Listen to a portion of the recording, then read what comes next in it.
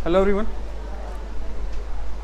आज से हम लोग 11th क्लास का सबसे इम्पोर्टेंट टॉपिक स्टार्ट कर रहे हैं।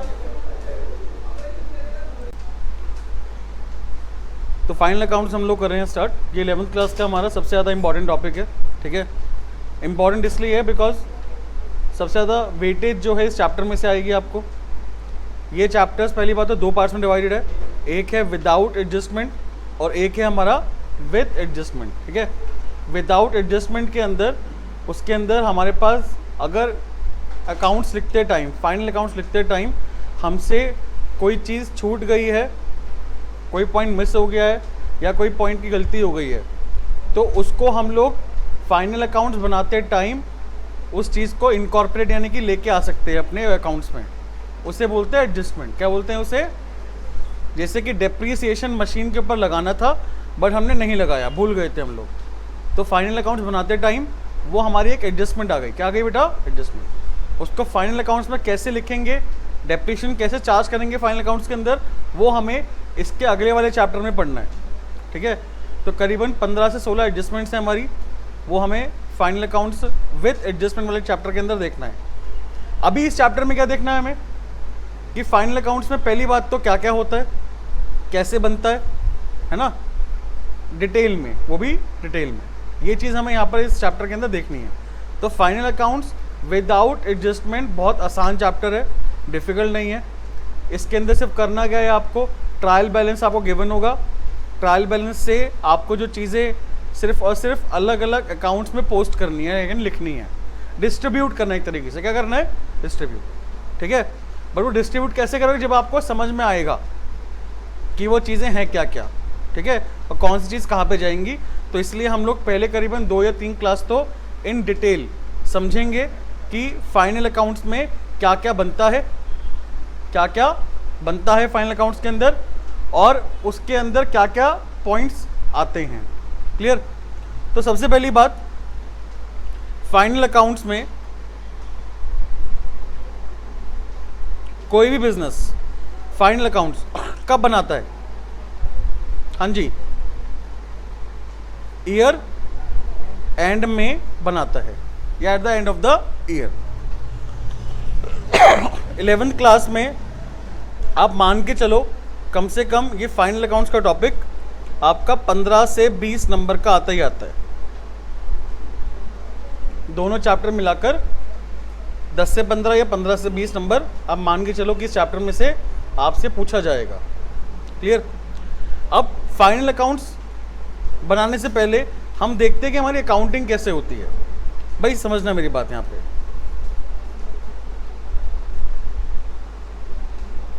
हमारे अकाउंटिंग के स्टेप्स क्या होते हैं। सबसे पहले क्या होता है स्टेप हमारा? हाँ जी, आइडेंटिफाई करना। आइडेंटिफाई किससे करते हैं हम लोग? ट्रांजैक्शन का। ट्रांजैक्शन को हमने आइडेंटिफाई करा। आइडेंटिफाई करने के बाद ट्रांजैक्शन को क्या करेंगे भाई? उसके बाद मेजर करेंगे कि वो ट्रांजैक्शन में कितने रुपए का अमाउंट या कितना मनी इन्वॉल्व है। थर्ड, उसको अब हम रिकॉर्ड करेंगे। रिकॉर्ड कहाँ पे करते हैं? जर्नल में। रिकॉर्ड करने के बाद हम उसको फिर पोस्ट करते हैं कहाँ पर? लेजर में। फिर उसके बाद समराइज कहाँ पे करते हैं? ट्रायल बैलेंस में। भैया ये ट्रायल बैलेंस हमने बनाया। ट्रायल बैलेंस पूरे साल में जितने हमने अकाउंट बनाए हैं उसका क्लोजिंग बैलेंस होता है। क्या होता है उसका? बात क्लियर है? कोई दिक्कत तो नहीं है? ट्रायल बैलेंस दोबारा सुन लो। ट्रायल बैलेंस पूरे साल में हमने जितने भी अकाउंट बनाए हैं उन सभी अकाउंट का क्या क्या क्लोजिंग बैलेंस आ रहा है वो हमें कहाँ देखने को मिलेगा? ट्रायल बैलेंस में मिलेगा। ट्रायल बैलेंस यानी क्या हुआ? Closing balance of all the ledger account, ठीक है। ट्रायल बैलेंस जो होता है वो उसके अंदर क्या लिखते हैं हम लोग? सभी लेजर अकाउंट का क्लोजिंग बैलेंस लिखा जाता है ट्रायल बैलेंस के अंदर। फिर ट्रायल बैलेंस को यूज करके बेटा, ट्रायल बैलेंस को यूज करके हम एनालाइज करते हैं कि हमारे पास यहाँ पे कितने का प्रॉफिट है या कितने का लॉस है, या फिर मेरे टोटल एसेट और टोटल लायबिलिटीज कितने की है। और वो कैसे करते हैं, 3 चीजें बनाकर, ट्रायल बैलेंस को यूज करके हम लोग 3 चीजें बनाते हैं। पहली चीज होती है बेटा हमारी ट्रेडिंग अकाउंट, सेकंड होता है profit and loss account, third होता है हमारे पास balance sheet.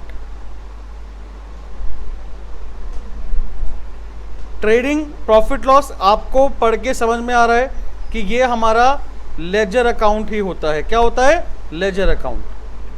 But balance sheet हमारी एक स्टेटमेंट होती है। क्या होती है बेटा, स्टेटमेंट। कोई अकाउंट नहीं होता इसके अंदर, ना कोई डेबिट क्रेडिट कुछ नहीं होता, ना टू बाय कुछ भी नहीं आएगा, ना कोई बैलेंस निकलेगा। बैलेंस शीट क्या होती है, एक स्टेटमेंट किसकी, एसेट्स एंड लाइबिलिटीज की। कोई दिक्कत। ट्रेडिंग अकाउंट से हम लोग यहां पर अपना ग्रॉस प्रॉफिट या ग्रॉस लॉस निकालेंगे।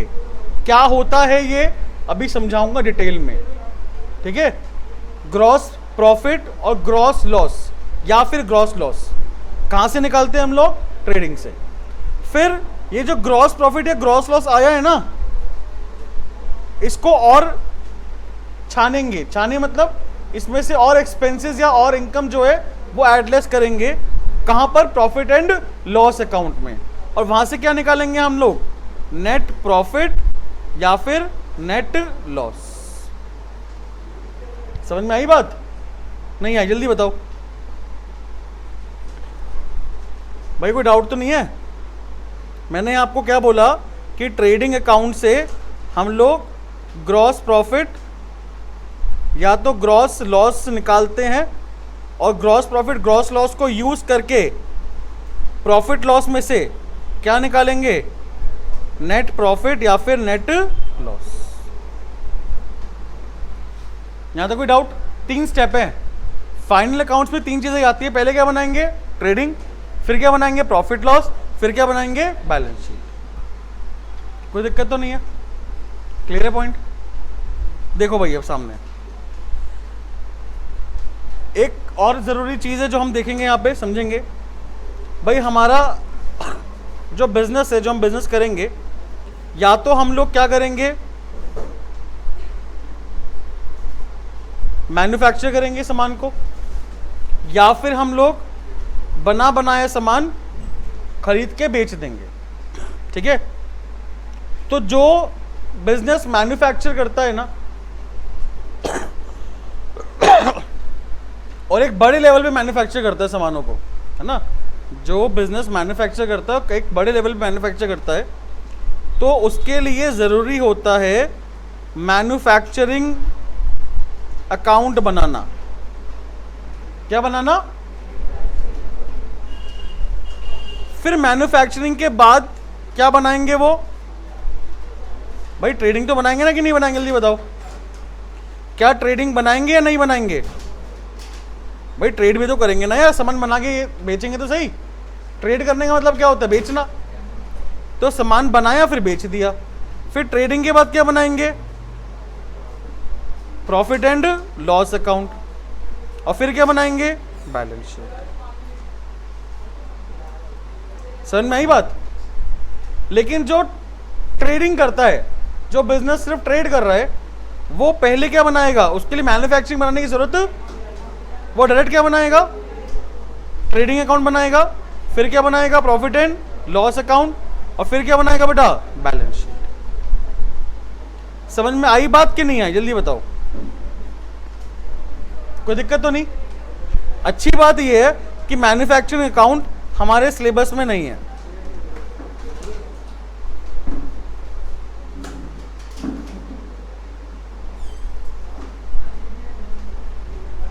ठीक है। हमारे सिलेबस में मैन्युफैक्चरिंग नहीं है।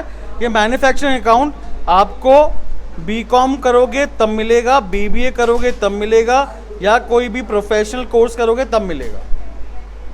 यानी कि इसके आगे आने वाले लेवल्स पे मिलेगा, 12th में भी नहीं मिलेगा आपको। बात समझ में आ गई? यहां तक कोई डाउट? क्लियर है पॉइंट? अब जरा नेक्स्ट जो पॉइंट है वो समझना। देखो, मैंने यहां पर सेल करी है 1 लाख रुपए की, ठीक है? जो मैंने सेल करी है उन गुड्स की कॉस्ट प्राइस जो थी वो थी 65,000 रुपए। तो मेरा यहां पे जो प्रॉफिट आया वो कितना आया? हाँ जी, कितना आया? 35,000 आया। क्या ये 35,000 का प्रॉफिट लेकर घर चल जाऊं मैं? नहीं ना। इसमें से मैंने और भी बहुत सारे एक्सपेंसेस बियर कर रहे होंगे, salary, wages, carriage, electricity bill, water bill, telephone charges, और भी बहुत सारे एक्सपेंसेस मैंने यहाँ पे इन सेल करने में बियर करे होंगे। तो वो एक्सपेंसेस को भी मुझे माइनस करना पड़ेगा, तब जाके मेरा एक्चुअल प्रॉफिट आएगा। क्या आएगा? तो जो सेल में से मैंने कॉस्ट माइनस करा है, वो जो प्रॉफिट आएगा उसको बेसिकली हम लोग क्या बोलते हैं? Gross profit.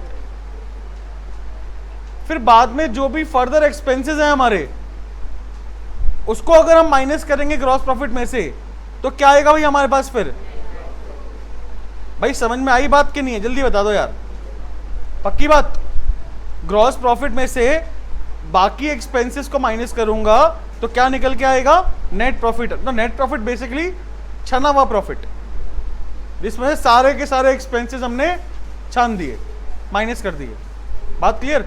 और ग्रॉस प्रॉफिट कौन सा हुआ? बिना छना हुआ प्रॉफिट। इसके अंदर अभी भी एक्सपेंसेस माइनस करने की नीड है। कोई दिक्कत? क्लियर है पॉइंट? अब मैं आपको यहां पे एक वर्ड बताने जा रहा हूं जिसको हमें आज की पूरी क्लास में समझना है। उसका नाम है cost of goods sold.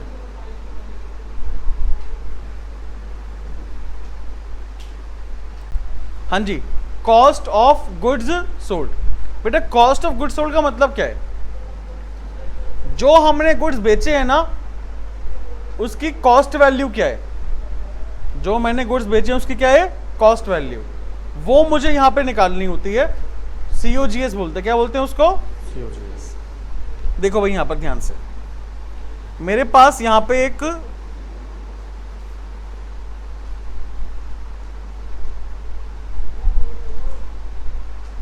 Godown है, ठीक है? इस गोडाउन में मेरे पास पहले से जो स्टॉक पड़ा हुआ है उसे क्या बोलूंगा मैं? ओपनिंग स्टॉक बोलूंगा। वो मेरे पास है 20,000 रुपए का।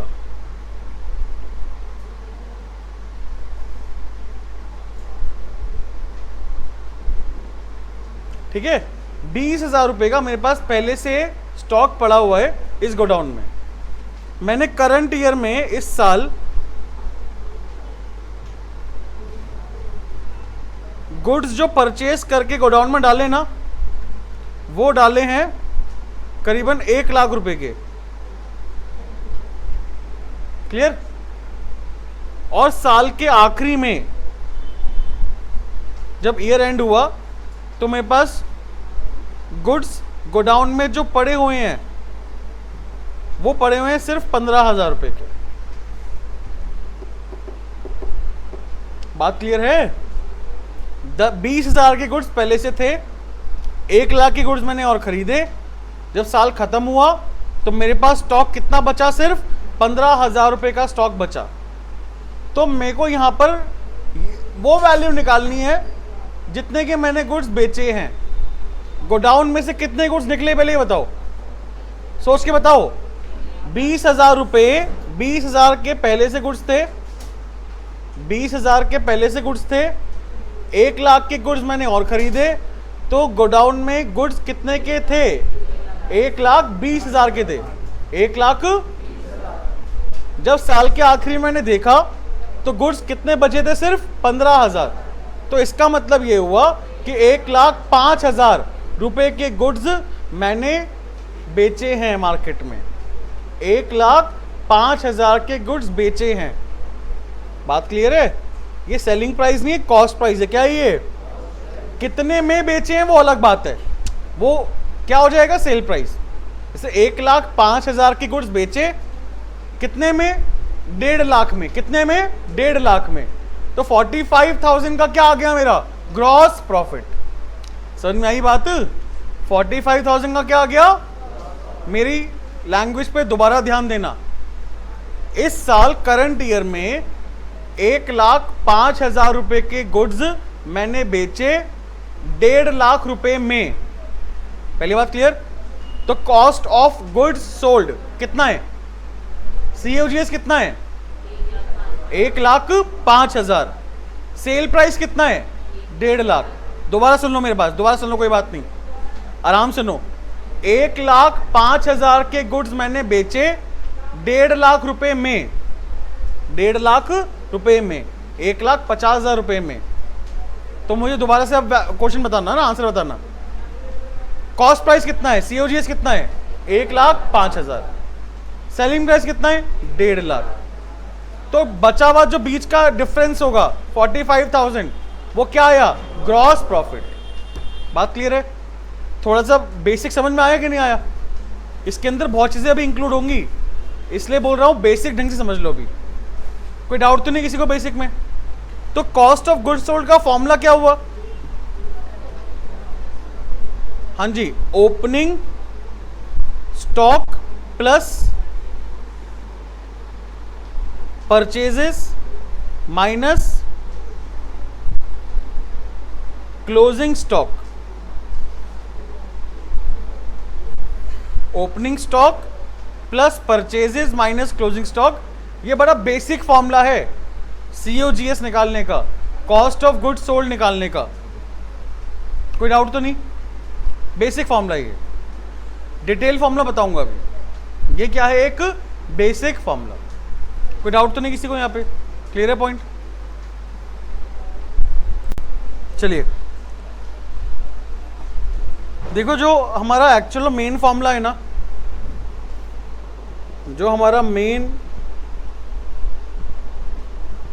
फॉर्मूला है COGS का, कॉस्ट ऑफ गुड्स सोल्ड का, वो है बेटा हमारे पास ओपनिंग स्टॉक में हम ऐड करते हैं नेट परचेजेस। नेट परचेज क्या होता है? जो हमारी टोटल परचेज होगी ना, उसमें से हम माइनस करते हैं परचेज रिटर्न, जो हमने वापस कर दिया सामान। ठीक है? टोटल परचेज में से जो हमने सामान वापस कर दिया है, परचेज रिटर्न कर दिया है, वो माइनस कर देंगे। तो क्या निकल जाएगा? नेट परचेज निकल जाएगा। फिर हम ऐड करेंगे डायरेक्ट एक्सपेंस। बहुत ही इंपॉर्टेंट चीज़ है डायरेक्ट एक्सपेंस। इन डिटेल करेंगे इसको, बट नेक्स्ट क्लास में करेंगे। ठीक है? बिकॉज पूरी क्लास लग जाएगी एक्सपेंस की कैटेगराइजेशन में। ठीक है? और माइनस कर देंगे इसमें से क्लोजिंग स्टॉक। ये हमारा मेन फॉर्मूला है। कोई डाउट तो नहीं किसी को? अच्छा, सेकंड है बेटा हमारे पास ग्रॉस प्रॉफिट निकालने का फॉर्मूला। ग्रॉस प्रॉफिट या फिर ग्रॉस लॉस, वो है नेट सेल में से हम क्या माइनस करेंगे? Cost of goods sold. अगर आंसर पॉजिटिव में आ रहा है तो हमारा क्या होगा? Gross profit. अगर नेगेटिव में आ रहा है तो ग्रॉस लॉस। सिंपल है यार। पॉजिटिव में कब आएगा? जब मेरा सेल ज़्यादा होगा, कॉस्ट कम होगा, प्रॉफिट ही होगा। नेगेटिव में कब आएगा? जब मेरा सेल कम होगा और कॉस्ट। नेट सेल क्या होगा? नेट सेल वही total sale minus cell return. कोई दिक्कत किसी को? नोट हो गया यहां तक? ठीक है भाई, एक दो क्वेश्चन देखते हैं ना।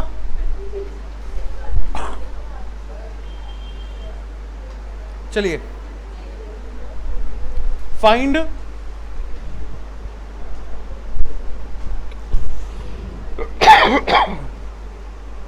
COGS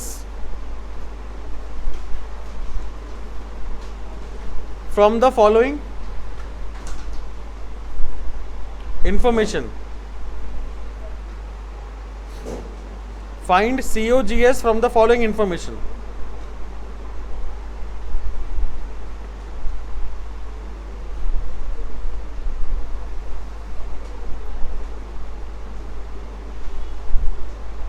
ओपनिंग स्टॉक है हमारे पास 15,000 रुपये,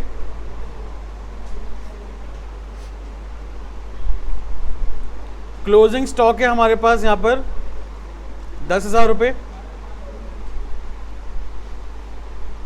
डायरेक्ट एक्सपेंस गिवन है 30,000 रुपये,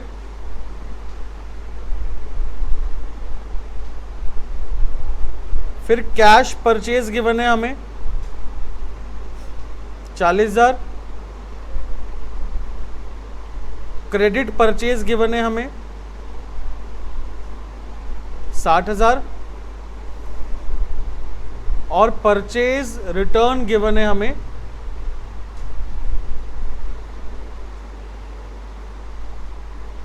5,000। ठीक है, हमें क्या निकालना है, कॉस्ट ऑफ गुड्स सोल्ड। तो भाई सबसे पहले ना आपको जो भी निकालना होता है ये अपनी हैबिट डाल लो, अगर नहीं डालोगे मार्क्स कटेंगे आपके। बहुत बच्चे जल्दबाजी में ऐसे निकाल देते हैं सॉल्व करके। ठीक है, तो हैबिट क्या डालनी है, पहले फॉर्मूला लिखना जरूर, opening stock plus net purchase plus direct expense minus closing stock. ठीक है, ओपनिंग स्टॉक कितना है हमारा 15,000 का ओपनिंग स्टॉक है। नेट परचेज कैसे निकालेंगे, total purchase minus purchase return. Total में कैश भी आएगा क्रेडिट दोनों आएंगे ना। कैश कितना है 40,000, क्रेडिट कितना है 60,000 और परचेज रिटर्न कितना है 5,000।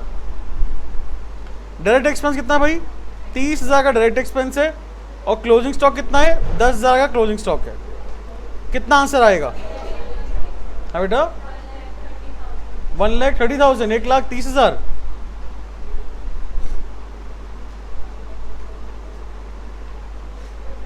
कोई डाउट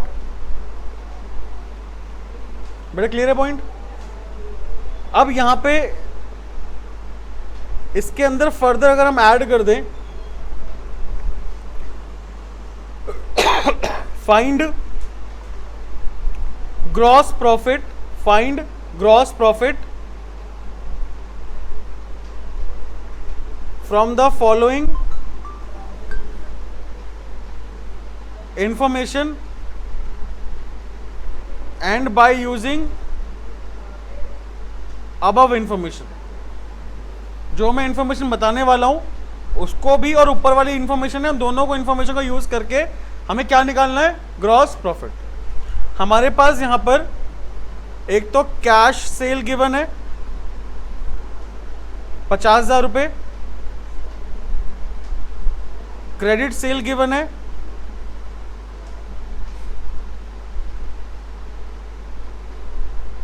1,20,000 रुपये और सेल रिटर्न गिवन है हमें 10,000 रुपये। ठीक है, निकालो फटाफट कितना आएगा, कितना आ रहा है भाई आंसर इसका 30,000 30 ना। चलो आओ देखिए एक बारी भाई। सबसे पहले हम लोग यहाँ पे नेट सेल निकालते हैं। नेट सेल कैसे निकालेगा, टोटल सेल 50,000 प्लस 1,20,000 माइनस 10,000 है ना। कितना आएगा भाई 1,60,000 आ गया। हमें यहाँ पे ग्रॉस प्रॉफिट निकालना है, उसका फॉर्मूला है net cell minus COGS। Net cell अभी निकाला हमने कितना 1,60,000, COGS हमने अभी निकाला था कितना है बेटा 1,30,000 रुपये। तो हमारे पास ग्रॉस प्रॉफिट कितना आ गया 30,000 का हमारा ग्रॉस प्रॉफिट आ गया। ठीक है, अभी इस फॉर्मूले में हमें बेसिकली सभी चीज़ समझ में आ गई है। हमें क्या चीज़ समझ में नहीं आई, डायरेक्ट एक्सपेंस। ठीक है, तो डायरेक्ट एक्सपेंस के कितने टाइप्स होते हैं अलग अलग, direct, indirect, operating, non operating. इसको हम लोग डिटेल में समझेंगे नेक्स्ट क्लास में। तो मिलते हैं नेक्स्ट क्लास में। Till then bye.